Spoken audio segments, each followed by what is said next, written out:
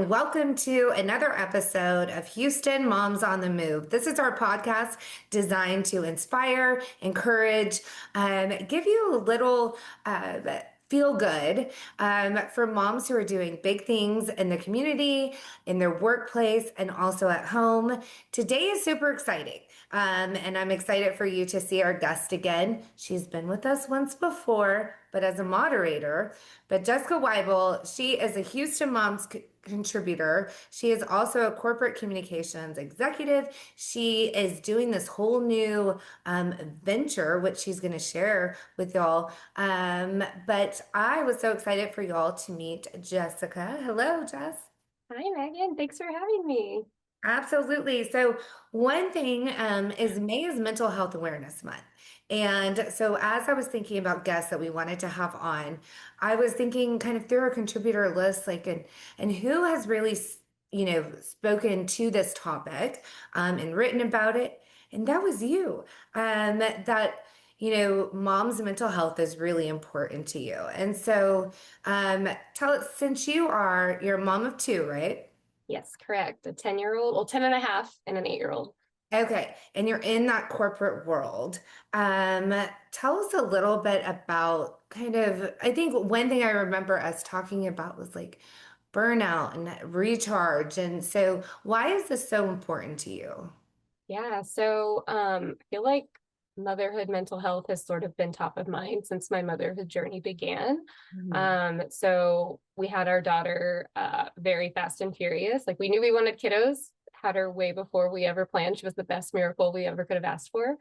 And so in that moment, I grappled with a little bit of postpartum, was never formally diagnosed, right? But definitely sought help in that moment. And we weathered through, went on to have our second kiddo. It was great. And then as we're going through the motions, kindergarten's coming up, COVID hits. And so my daughter is a kindergarten COVID baby. And I felt like in those moments, everything compounded with I was working full time. We're navigating this new normal, which was the fun phrase back then, right? And then I had my son at home, who was about 3 or 4 at the time.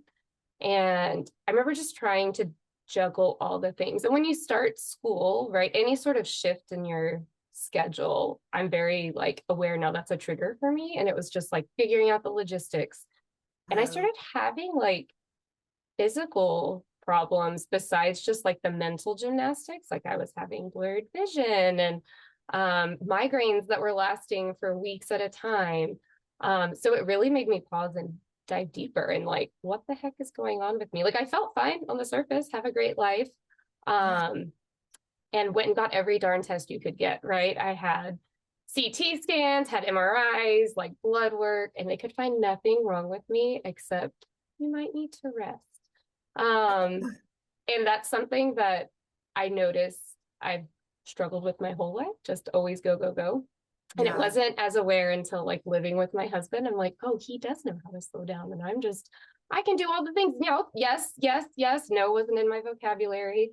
Um, and so, yeah, it just hit me that it's like, okay, you can do these things. You just can't do it all at once. So I just got really curious about myself and how I could approach this in a proactive way and still show up for my family, still show up for my job. My job has always been something I've loved.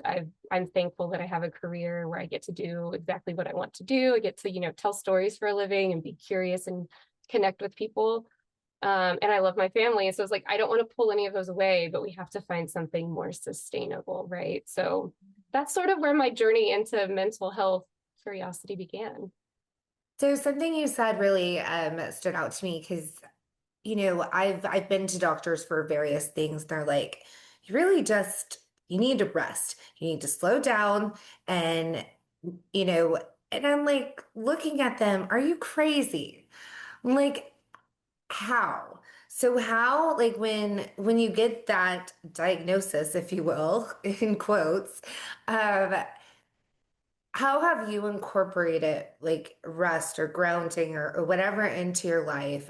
Taking like obviously taking it very seriously that, you know, Right. Yeah. So I was pissed, honestly, if I'm allowed to say that on here when I was you told are. that, Yeah. um, just because I wanted an answer. I wanted there to be okay, like this is the problem, here's your easy solution. But when Yeah. you're presented with that and it's like, oh, another thing to figure out and manage, okay. And so I remember sitting in my car after that conversation, and there was actually a really busy workday waiting for me. That was a morning appointment, and there was like we were in the middle of commercial shoots with my employer at the time. And I had said, I'll be there. I just have to do this appointment first, and then I'll be there. And then I just had a really serious, like, come to Jesus moment with myself. Like, they said they had it covered. Do I have to go? Right. Mm.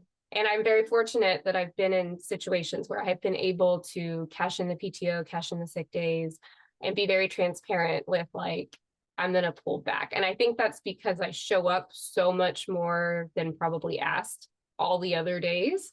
Mm. So that was like the first step, was like looking at like, am I doing what's necessary or am I overextending? And that was for everything, right? Like, I'm a big gift giver. I don't know that that's my love language, but I love giving gifts to people, super thoughtful gifts. I'll start making a video for somebody or like crafting something and adding that to something else. And my husband's like, I mean, I think it's good. You could have stopped like 4 steps ago, right?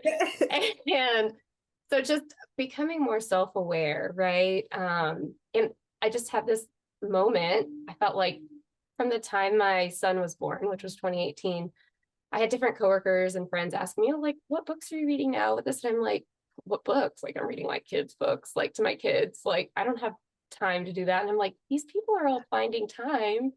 Yeah. I deserve time to find stuff for me, right? So, pulling back then led to let's explore like what I can incorporate that makes me happy. That isn't just for everybody else. It's something just for me. So, but it's an ongoing process. I'm just going to say that.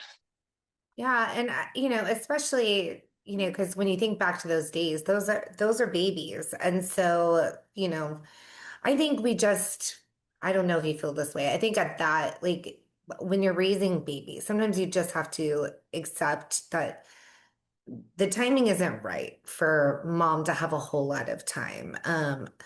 I find that I have a lot more time, and yours are 10 and 8, right? Yeah. And so like as my kids are almost 16. Oh, um, but I have a lot more time because they're always up in their room and we don't really, I mean, they're in the room or they're at school or at an activity. And so we don't really see them that much. And so there is hope out there for the moms who feel like they're like, somebody read like 3 books in the book club and you're like, seriously.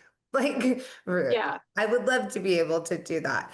Um, so what are some other things that you do to kind of help keep you centered? Because you are a very busy person, and as someone who has worked with you for a handful of years, Yeah. um, your response time is incredible. Like you do all these things that are but like Jessica, stop. Like you don't have to respond to this. But I'm guilty of it too. Right. So what are you doing besides, the things that you enjoy? What does that look like for you? Yeah. So, I mean, I'm big into nature, outdoors, physical activity, working out, and just telling myself I've dug deeper, right? Because it's not something that you fix and you move on with it, right? It's going to come up as busy seasons arise, right? As changes arise. And I'm very mindful of those triggers for myself now. And so it's just checking in with yourself too, to even be like, why am I feeling this way? Why am I having this reaction to something that I probably wouldn't normally have this much of a reaction to? It's like, well, I'm exhausted. What's the last time I've done X, Y, and Z? And so, yeah, for me, I mean, I'm a person that has always moved. I started meditating. I never in my life thought I would meditate. I would hear people talk about it. I'm like, what does that mean? And then like, it's changed my life for real in thinking that like, I carved out 5, 10, sometimes 30 minutes to just be still and have no responsibilities.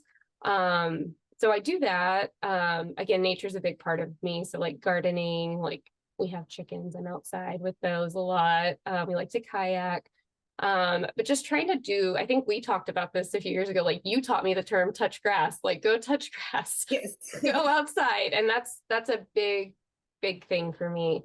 But I really just check in and I've dug deeper and been like, where is this go, go, go coming from? And it's like a deeper, I've started therapy and it's like, okay, there's like some underlying feeling of always needing to tie your worth to producing something. And, not to overshare any of that, but it's just in getting curious about myself, I'm understanding more of why I am the way I am, right? Like, and how I can, I don't know, not reverse, but not be my own worst enemy. Like I always say, it's me, I'm the problem, it's me. So I'm trying to not do that to myself. And I'm constantly trying to just be curious about that and what's happening around me and why I'm reacting the way I am. That, that takes such self-awareness. I mean, you mentioned therapy briefly. Are there any like resources or books that you have kind of like that have helped shape this sort of journey? Because I'm not sure that we can all sit here and be like, Yeah, I need to check in with myself. Like right. that takes years of practice too, right? Yes. Like that. So what resources can you share? So the book that sort of helped me name burnout in the first place, and I'm so mad at myself for not double checking this, but it talks about burnout. I think the title is Burnout. I'd have to double check. I'll send you the information. You can put Yeah, it we in can all put the it in the notes. comments. Yeah. But it was about how women bear the brunt of burnout and how it shows up in us. And this was something like I found it for free on the Libby app. Shout out to the Libby app. Like you can Yeah. listen to your books, you can read them on your phone or your devices. So those are, I would start with like that book in particular. For those who aren't readers, I mean, you could just Google and find however you're feeling, there's definitely somebody who's experienced it and Mm, kind of go down that rabbit hole there. But also, YouTube, I know you said people not wanting to necessarily check in. YouTube has a lot of self-guided meditations, not self-guided, they're guided by professionals. And so you can just kind yeah. of sit back and do 1 minute. If you're just like, I'm just going to try for a minute. That's, something I rely on. The Headspace app is also great for other folks. It's just, I have a plethora of resources. You just tell me. Yeah, no, that sounds amazing. And I will say, like, meditation to me sounds like a slow torture device, like to just sit there. I don't know. Um, but obviously we know it has benefits, and especially if you have young ones at home, to even take like a slice of 5 minutes for yourself can kind of regenerate your energy and bring you back. Has your husband or kids, like, have they noticed a difference in Jessica from a couple of years ago, or do they have comments? I feel like my kiddos, it's a little harder to gauge just because they were, coming into awareness when I started coming into my own Yeah. awareness. And so they really only know mindful, present, like almost woo-woo Jessica. And so they incorporate that into their verbiage and talking with people. I'm like, I love it because I'm like passing down, like, let's just go outside, let's calm down, make sure our basics are covered, right? Like, have we had enough water? Have we had the right, had a good meal recently? Have we moved our bodies? And as for my husband, I think for sure, like we both talk about this journey that we've been on. I think that's the most beautiful thing of parenting is that you're raising these individuals, but then you're on this beautiful journey with them too, because you're growing right along with them as you Yeah. experience all these new things. So yeah, I would say he's definitely noticed and embracing the woo woo as well to his own level of comfort. Now you won't catch him meditating. Maybe one day. I love the woo woo. Now, like kind of switching gears, but sort of staying in the same space. So you mentioned earlier you're a huge passion for storytelling. Like you want to share people's story and put them. So can you tell us a little bit about your new, I don't want to call it a project, but a venture? Yeah. Yes, it's like a venture. I've been calling it a passion project, and somebody was like, Okay. that sounds kind of hobbyist. And we're like, well, I mean, I'm not doing it for anything other than it feels like something that the world needs. And to get not woo woo again, but that's just part of me now, I guess. Yeah. So that's been through this journey, I think. I've been a writer since I think third grade when I had some teacher be like, oh my gosh, you should be a writer. And then I was like, yeah, that's what I'm going to do. And now Yeah. here I am. which the power of teachers, shout out to them. But I've just launched this thing called Root for Everyone. As you say, a venture. I like that term for it. And it's a live storytelling experience. And I think so much of my healing and sort of coming back to myself has been just acknowledging the humanity of myself, and the humanity of everybody around me. Like, nobody knows what they're doing, right? Nobody. And you hear that.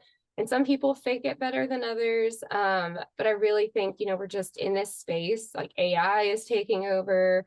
Everybody's behind a screen. And what Root for Everyone, like the root actually stands for real, out loud, organic tales. It strives to be, moth-esque in its live storytelling where people come together and share their experiences. So we had our first event and it was all themed around new beginnings and reinventing yourself. So I had people share stories related to that theme. And, my goal is to eventually have one specifically around motherhood and parenting because it's such, to me, a transformative journey. Like I just mentioned, it's made me blossom in ways I didn't imagine, not even just watching my kiddos as they grow and blossom themselves. So yeah, this is just a beautiful result of that. And I credit it to being curious, right? If I hadn't been curious about myself, what brings me joy, what I feel like fulfills me, this wouldn't exist. So that's why I'm like, everybody get curious about not just your peers, but get curious about yourself. Yeah. No, Yeah. I love that. And what strikes me the most with it is, I obviously being a part of Houston Moms, is we are telling real stories from real moms and taking out that AI junk. And you're right, we've lost some of that. And I think where if we can hear a story from somebody or read a story from somebody, then we know we're not alone in the trenches. Like we really, I think you said it perfectly, a shared humanity, that we are all just like out here. We might look different. We might parent different. We might, like there's a whole plethora of things that we do differently. But at the core, we love our kids and we want to know and grow and be like a better person and show up better every day. And what better way than sharing like what's been successful for you. So I love that. No, absolutely. And yeah, I think so much of it is we can compare, we can compete with each other. And I'm like, why? You're here for a reason. I'm here for a reason. At least that's my woo-woo belief, right? And it doesn't, it can't be, it isn't, why can't it be both, right? Why you do you, I do me, like, Yeah. and we can lift each other up in the process. So that really, and Houston Moms is a big part of that. Before I was ever even involved with y'all, I was a follower, right? And it helped me through my journey finding that content. And so now having the opportunity to contribute and be part of this mission is so just like blows my mind already. And it's just helped me blossom as well. So yeah, I just, the more real people can be, I'll die on that hill. Yeah. Yeah, be the vulnerable, have the hard conversation. And yeah, we all love our kids and we're all just scared little kids on the inside anyways, right? Like, I don't know. No, we all are just kind of going blind as, and learning new things every day and, like, well, this didn't work or this like, still like for 2 months I've been trying this and it's not working. It's good to have people to lean on. So I love that. We'll be sure to put a link too for Root in the show notes. Now we're going to take a little pivot to our rapid fire questions. Are you ready? I don't know. I think so. Try my best. So this one's a softball. Um, Favorite family-friendly restaurant in Houston? So you say it's a softball. It's actually the hardest question I could think of because I come from, my whole family likes different things. My husband and I are very much foodies. My kiddos are each picky in their own right. So we struggle with having a favorite family-friendly restaurant. I actually was asking the kiddos ahead of this, and they were like, they were arguing. And so what we landed on, which don't laugh, is Mr. Gaddy's. Like it's a pizza buffet that has an arcade. And I'm like, okay, guys, like I think we could say that's the kid favorite. But truthfully, my husband and I, being foodies, we are cooking at home all the time. And so it's rare that we eat out. If I'm being completely honest. So that's Oh, I'm failing at answering your questions. no, Mr. Gaddy's, man, that brings back like the 80s and Yes, 90s. yes, I didn't Um, even know we had one. And my father-in-law told me about it, and I'm like, what? Like I honestly hadn't been till I was a mother. So I'm like, what? you're not? What? Yeah, now I'm there, but yeah, I had never, Okay. yeah. Yeah, I don't even think we have one out this way. So where, you were blessed by Mr. Gaddy's. We have CC's here. Yeah. Um, so then foodies. So what's your favorite meal to make that everyone will eat? Tacos. So it's not even that exciting. I'm telling you, like we're struggling. My husband and I are very much foodies now. And I mean, we like to whip up a Thai dish or anything like that. Asian cuisine is like our jam. But not everybody's on board, right? And so tacos though have been great. And we can mix it up with the types of meat and toppings and things. And it's, selfishly like we prep a bunch of meat, then you can make nachos out of it too. So, and breakfast tacos find their way in there as well. Yeah, perfect. We do it at our house too. I'll do like 3 pounds of meat and then it's like meal prep for the week and and then everyone can make their own and everyone stays happy and then you get to like just everyone serves themselves. It's great. Favorite place to take the kids in Houston? So I know I've already nerded out about nature. It's anything outdoors. Like I know we're one of the largest cities in the country. And people might think very metropolis urban, but we also have a lot of great naturescapes. And so we just went there for Mother's Day. It was Armand Bayou. We went kayaking with the kiddos, which was a blast, but they have all sorts of trails and immersive activities there. So yeah, anything outdoorsy. My husband and I both grew up camping, so we try to just get outside, touch the grass. I admire you for that. I remember when we were first working together, you're like, I'm going to be offline because we're going to be like without electricity. I'm like, excuse me, what? Like, I am like, I'm the definition of, I mean, you might get me to glamp, but you probably aren't going to get me to camp. So I love that you do that. So let's say Jessica gets like a free afternoon. She's not working, she's not parenting, she's not, being a partner or spouse. So what are you doing? Oh man, it so depends. I have a lot of hobbies. I think this whole journey of what brings me joy has been like a snowball effect. So I'd probably just be being active outside. Again, going back to the outdoors. But that active could be weeding the garden that I have. That's most likely what it would be, if I'm being honest, or squeezing a workout in because I just love to move. Good. Okay. And then this is like, oh, it's like the most broad question we ask, but I guess I'm going to ask it in a different way.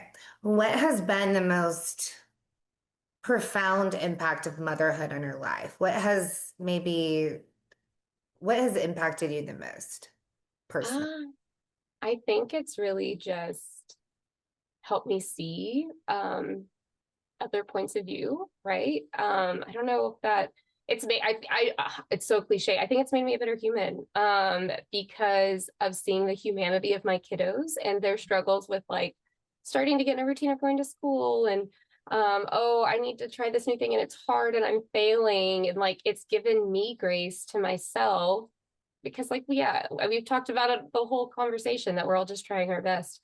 Yeah. So yeah, the biggest impact has been just like the grace it's brought into my life for myself and for me to then impart on others. Because yeah, I've always been a very go, go, go, show up and just do it. And like motherhood doesn't really work that way. You've got to respond to your kiddos' needs and they're not going to be as predictable as you might as this work project or whatever you might be handling in the moment. So yeah, I think it's just softened me in the best way and made me fall in love with learning all over again. I love that. And I love the learning from the unpredictability. Because, a lot of times if we're launching into some sort of, like I know how like a sponsorship runs and, all of those things, it's likely not going to throw me a curveball. But the children throw lots of curveballs. Um, So being able to pivot, I mean, do you think, I mean, this is kind of a leading question, but surely it's made you a better employee too, right? Oh, I think 100%.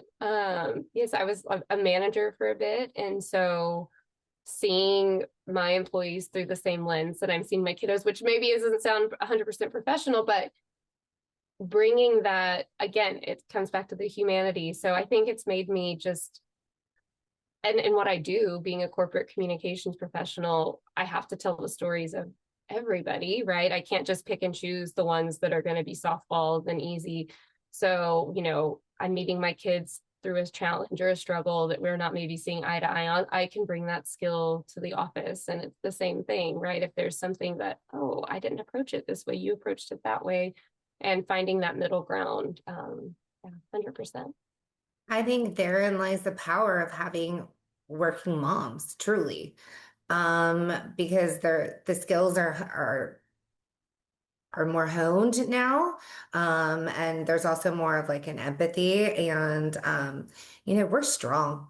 Like So strong, so capable. I'm like, we juggle all the things. We're just, trying to survive Maysember mayhem right now. And yes. if that doesn't mean that you can juggle all the things, I don't know what does. No, for real. And for those of you listening or watching, I mean, to get this scheduled was on both of our ends. I mean, we're, kind of feel like the hair is on fire. So if you're in that place, it's okay. There are a lot of other moms that are right alongside with you. So, Jessica, I'm so grateful for your time today. I think, like, I feel more inspired now, and it's a pretty day. Maybe I should get outside. Uh, Looking a little pale. But thank you so much for joining us. Appreciate having you. Thanks for having me. This was great. Yeah, absolutely. We will be back next month with another Houston Moms on the Move. And as I said that, no, we won't. We will be back with another Dad on the Move. It's our special episode for Father's Day and recognizing the dads in the Houston area. We have a really, really great guest for you on that one. And so I hope you'll tune in June. And then in July, we'll be back with another Houston Mom on the Move. Until next time, we'll see you.